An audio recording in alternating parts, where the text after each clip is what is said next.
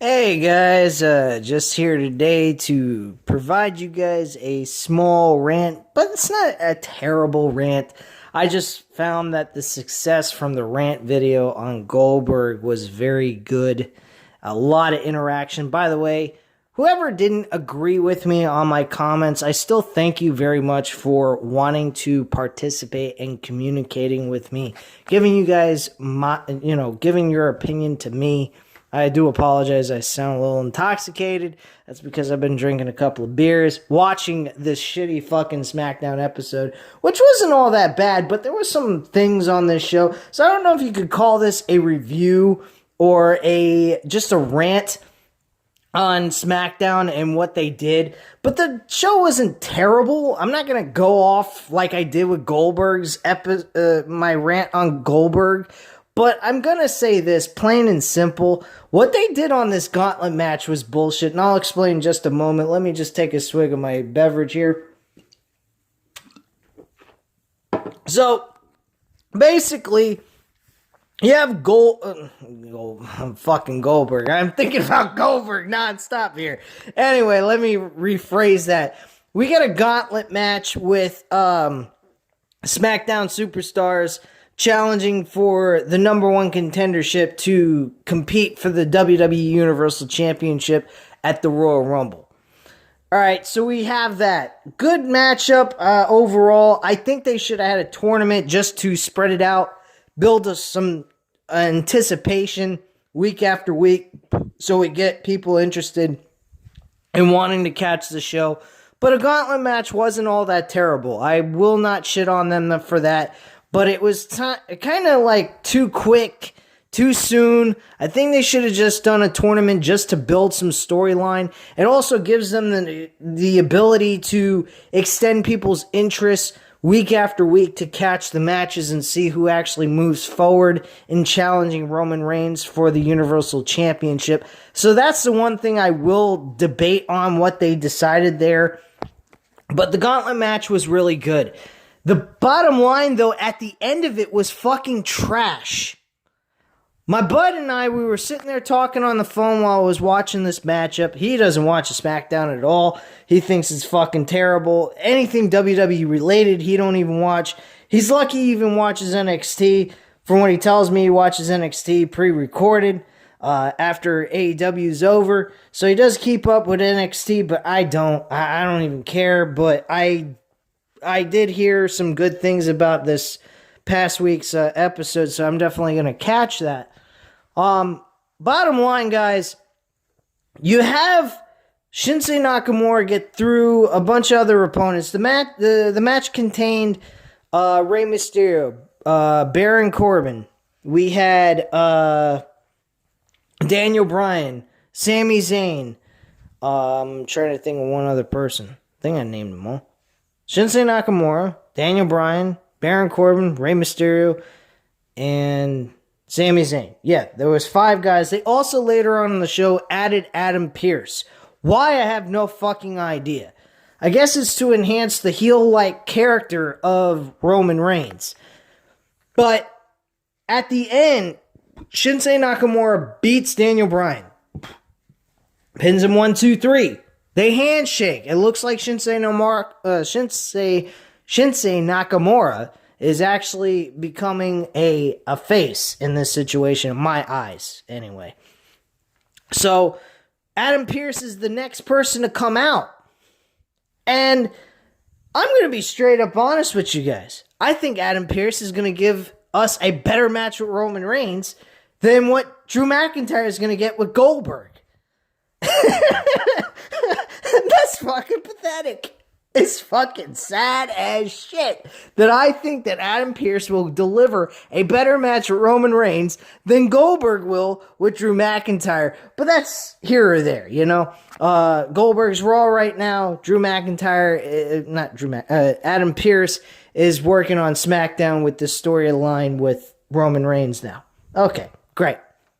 So, before Adam Pearce gets in the ring and is able to pin, which in a fucked up way he ended up pinning him, Roman Reigns and Rey Mysterio beat the shit out of Shinsuke Nakamura.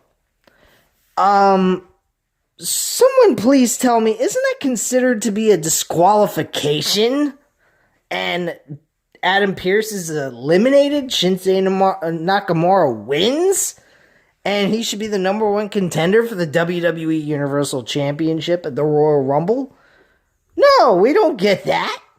We get Adam Pearce getting super kicked in the face after they beat the shit out of Shinsuke Nakamura and then place him on top of fucking Shinsuke Nakamura for a 1-2-3 victory with less than 2 minutes left on the show. And they close out the show with Jey Uso and Roman Reigns standing tall holding the championship while he's smiling and Adam Pearce is sitting there over Shinsuke Nakamura as a winner. Now, don't get me wrong, guys. I still believe Adam Pearce is going to deliver on a better match than fucking Goldberg. And if he doesn't, oh well, I was wrong. Who gives a shit?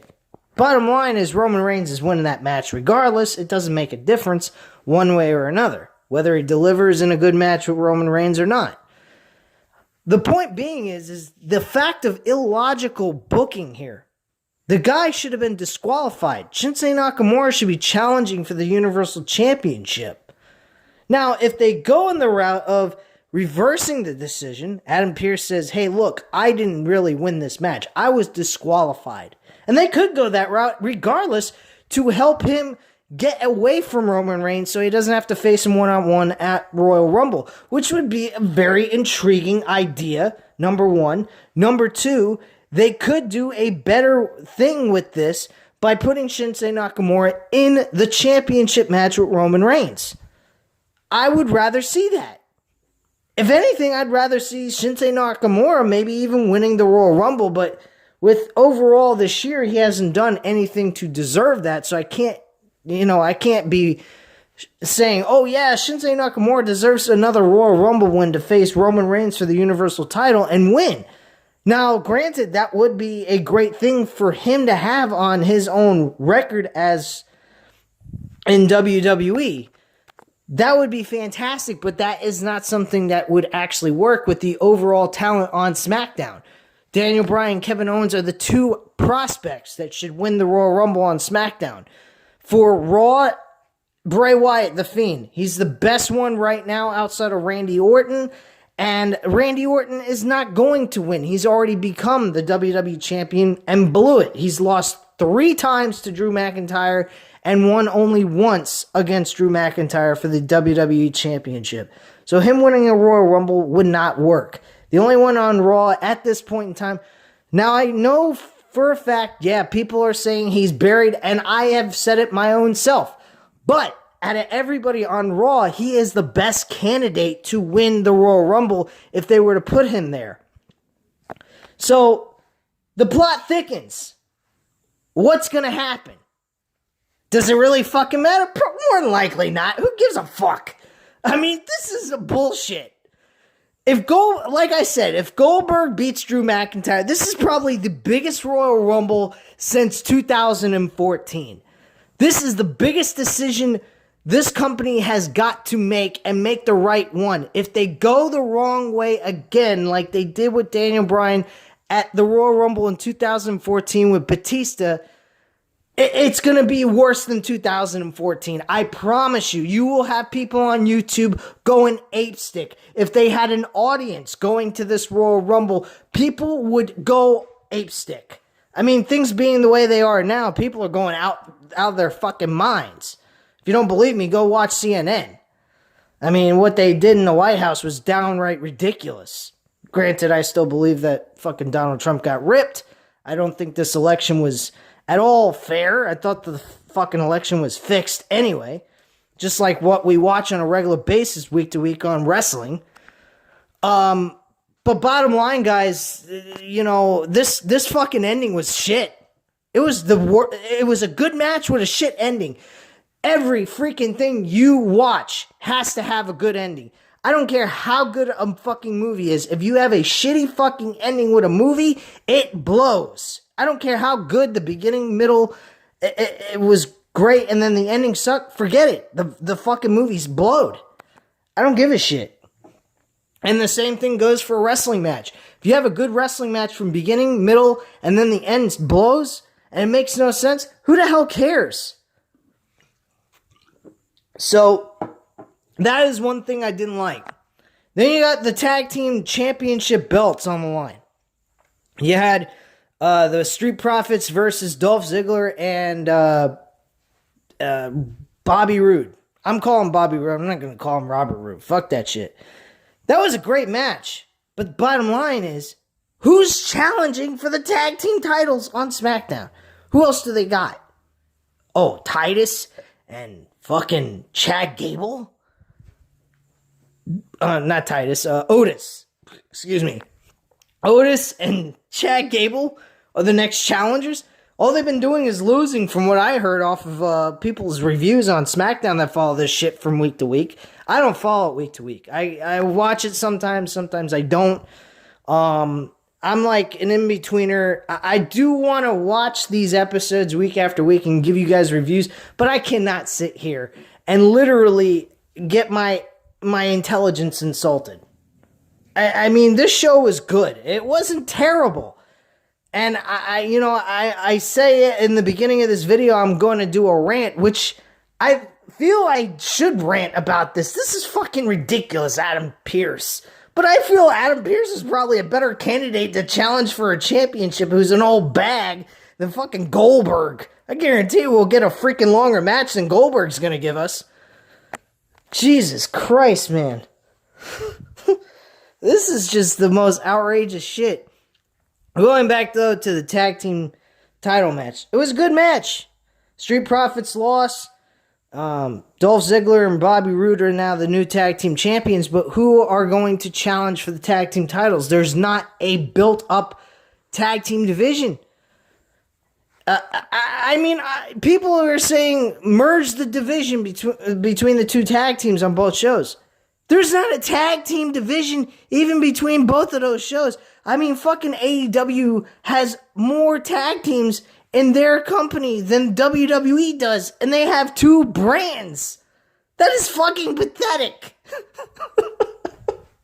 It's fucking sad. You can even add in NXT's tag team division. They don't even... You tie the NXT's tag team division, Raw and SmackDown together, and they still probably have less than what freaking AEW's tag team division's full of. That is pathetic, man. Like, what the fuck? Holy shit. That's pretty sad. And Impact Wrestling, they're the same boat like WWE. Their tag team wrestling is garbage. Not garbage, but they don't have enough tag teams. In WWE, they clearly show you they don't give a fuck about tag teams, except for this matchup. This match was really, really good. So, I won't discredit them for that, but they got nothing going forward for the tag team division with the new tag team champions. And not Dolph Ziggler, fucking Bobby Roode looks ridiculous. He's coming out with pink trunks, a fucking same exact jacket that freaking Dolph Ziggler's wearing. Whatever happened to the robe and his own freaking wrestling attire? Glorious Bobby Roode. That Bobby Roode we saw in NXT was like the Bobby Roode, the selfish generation Bobby Roode from TNA. That was the type of Bobby Roode I'm interested in watching. This Bobby Roode's a fucking dipshit second-hand wrestler. He's a fucking sidekick for Dolph Ziggler. Dolph Ziggler looks better than Bobby Roode. That's pretty fucking sad. Holy shit. Had Big E defending the Intercontinental Championship against Apollo Crews. This matchup should have been holed up on and used for the Royal Rumble. This would have been a great match and a good opportunity for Apollo Crews to have a pay-per-view matchup with someone else besides Bobby Lashley, for God's sakes. All 2020 with the U.S. Championship run he had, all he was doing is facing Bobby Lashley. Why not give Apollo Crews a match at the Royal Rumble for the Intercontinental Championship against Big E? This matchup ended up being a tie in the beginning, And then they restarted the match and Big E won. That was stupid. Very, very fucking dumb. That was a great opportunity to actually have a freaking Intercontinental Championship match at the Royal Rumble. That card could have used that. I don't understand what the fuck they're doing. You had a draw. Okay, great, you had a draw. It looked like Apollo Crews actually won the title to me. But okay, fine. You want to go say it was a draw. That's fine. But make it for the pay-per-view. You don't schedule it for them to... And you had 3 weeks. You could have built something off of that between those two guys. Instead, you have a matchup to end it? That's illogical. You got a pay-per-view coming up in 3 fucking weeks, or maybe 3 weeks. Let me think about this. The 31st. Today's the 8th. So yeah, I mean... You had an opportunity to have at least 3 weeks to build towards this fucking matchup to the Royal Rumble. That would have done great things for the Intercontinental title and given two guys that have not been in a serious singles run at all in their run in WWE a chance to actually build a rivalry off of each other. Are you kidding me? They blew it with that. There's no rivalry here. The match is over. It's done. They could have had 3 weeks of build and people could have been interested in a mid-card matchup that would have been built up into the Royal Rumble card. What a fucking dumb move that was. They're always in the here and now. They're not worried about, like, in the future.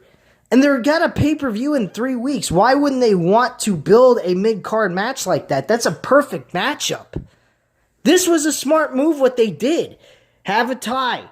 Have them disagree with each other. Have one of them turn heel. Fuck, you could make Apollo Crews turn heel. He has a right to turn heel at this point. The man has done nothing. He won the U.S. Championship. And after he lost that, he's went into obscurity. He's not even used. It's like he never existed for all that time he was the U.S. champion. Why not turn him heel? He has a right to be heelish. Give him an attitude. Give him a fucking push. And yet you don't do that. How fucking dumb can you be?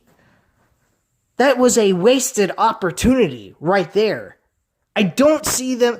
And if they go back to it and they try to push the Big E Apollo Crews thing, it's not going to work. Apollo Crews lost already tonight.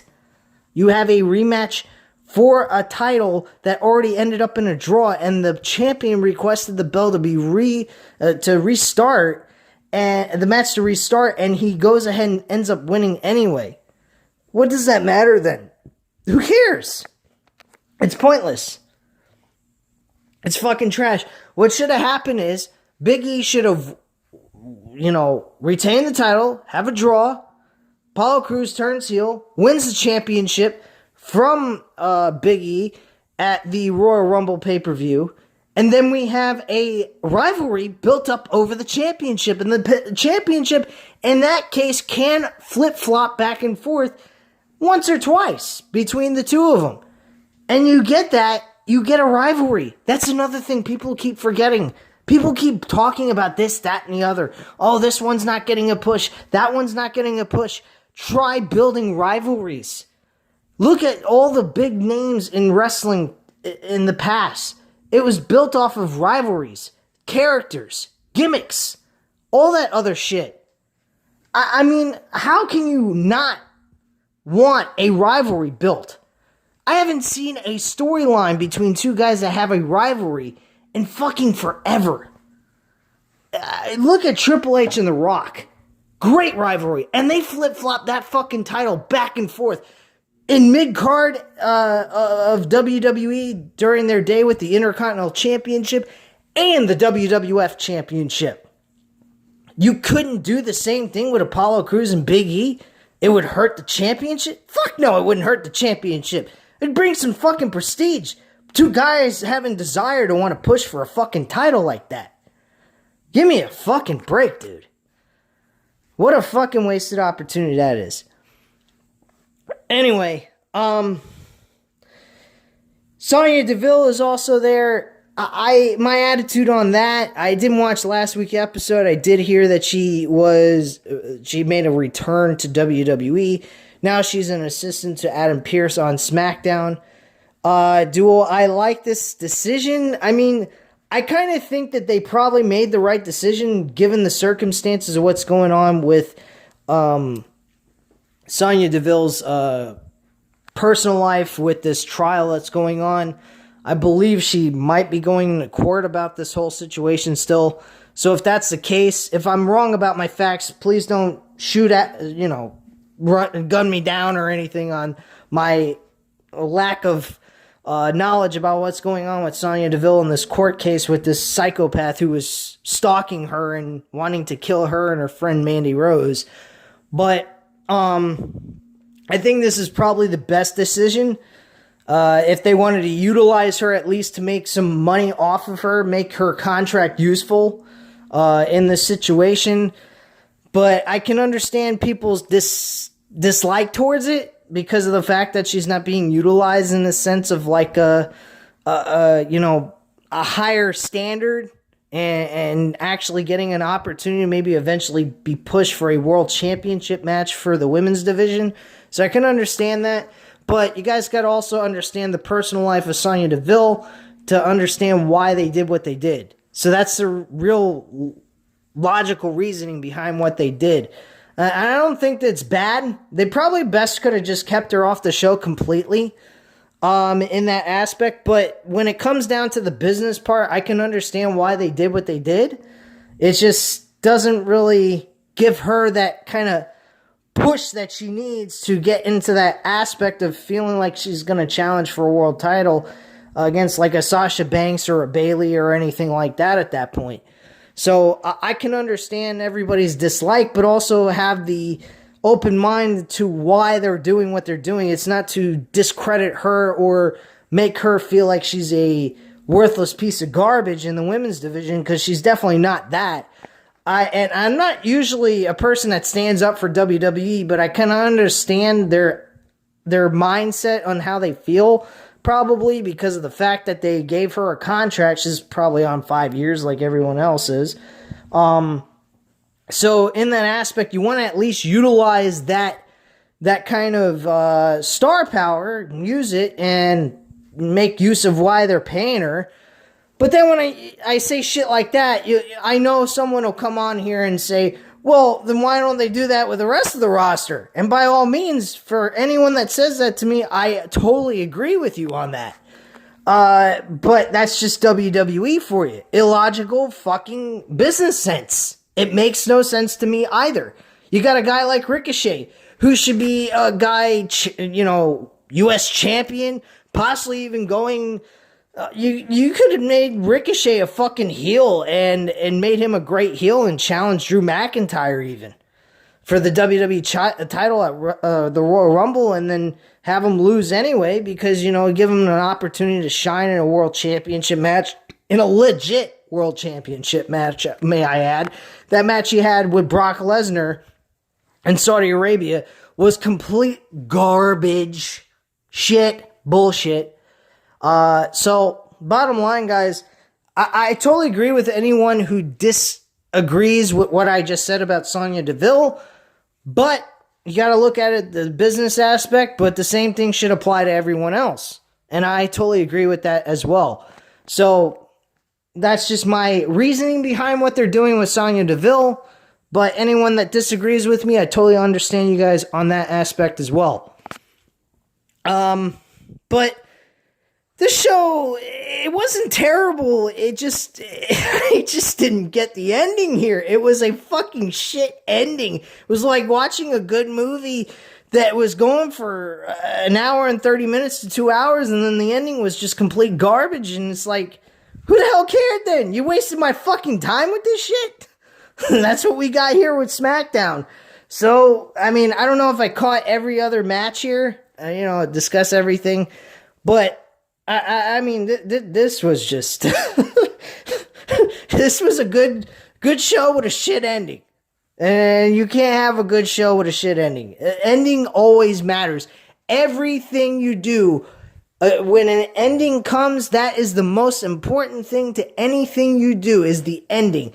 It's just like in sports. You could be playing great throughout the entire game. If you end up losing at the end of the game, you lost, period. It don't matter what the fuck you were doing from the beginning, middle, and then at the end. If you fail and you fall short, you fucked up. And it don't matter what the hell the rest of the thing was. The same thing with this show. This show was garbage at the end. It was good while it lasted until they fucked up the ending. And that's all I got to say on that, guys. Hit the like button if you like this video. Hit the subscribe button if you're not already subscribed to the channel, of course. And leave a comment down below. I'll definitely get back to you on that. And again, guys, thank you very much for all the comments and interactions you guys were having with each other, myself, and my other subscribers. For people who weren't subscribed to the channel making their comments, if you'd like to subscribe, by all means, go ahead. I would greatly appreciate it. For the one person who made a comment on there, I'm not going to throw you under the bus or say anything, you say your name on here. Your comment was completely out there about the Hulk Hogan versus Andre the Giant WrestleMania 3, trying to make a comparison with fucking Goldberg and all that. I understand where you were going with it, and it made sense, but at the same time, they were in their prime. Goldberg ain't in his fucking prime. Goldberg's a 53-year-old man who can't even give us a 10-minute match. And if you can't give us a 10-minute match, you shouldn't be in the fucking ring. Plain and simple. I don't care what your name is. I don't care if you're Bill Goldberg, Brock Lesnar, Andre the Giant, Hulk Hogan. I don't care if you're Macho Man Randy Savage who came from the grave. If you can't give us a fucking match that can last at least 10 minutes for a pay-per-view event, you are worthless for a match at a pay-per-view. You do not belong on a pay-per-view card. You're taking away the talent's opportunity to do what they need to do on a week-to-week basis going into the pay-per-view. That is the bottom line to all of it. If you can't produce, you can't work. You want to make appearances? That's one thing. You want to make a fucking match? You better fucking work and give the people that work in that company an opportunity to use your name and utilize it to their benefit. If you're not doing that, you have no business being there, because you've done everything you could in your career. You have no reason to be there in the first place if you're not willing to put over. John Cena, same difference with him. If he came in there and he was just winning like he was doing when he was in his prime, bottom line, guys, I would hate John Cena too. I would not like him showing up on a show that he's not there week to week doing what he's supposed to do, especially if he was there week to week. I'd expect him to put over guys, but also at the same time, win some important matches so that he can still stay relevant. Goldberg's not relevant. Goldberg is a money-hungry idiot who I have a lot of respect for in his prime. Currently, right now, I don't, because the man will not put over the talent that deserves it. Bray Wyatt, the Fiend, definitely deserved it. He is a character that should have been unstoppable, and he was not. Goldberg was supposed to be that guy that deserved to lose to the Fiend, and we should have gotten at least a 10-minute match, at least, or close to that, and we couldn't even get that from Goldberg. So what makes you think that Drew McIntyre and Goldberg are going to put on a 10-minute matchup for us at the Royal Rumble? You're not going to get that. You're going to get a quick ending, whether Goldberg wins or loses. It doesn't make a difference. So, for the person who made that comment, I appreciate your comment. I appreciate you wanting to participate and actually interact with us. For the people that discredited his comment, by all means, you have a right to discredit him, because I didn't agree with the comment, but I'm not going to shit all over him either. So, and I'm just trying to be respectful of everybody's opinions, whether they agree with me or not. So at this time, guys, like I said before, like, subscribe, and comment down below. I definitely appreciate it. And I hope you guys have a great night, and thanks for watching. Bye.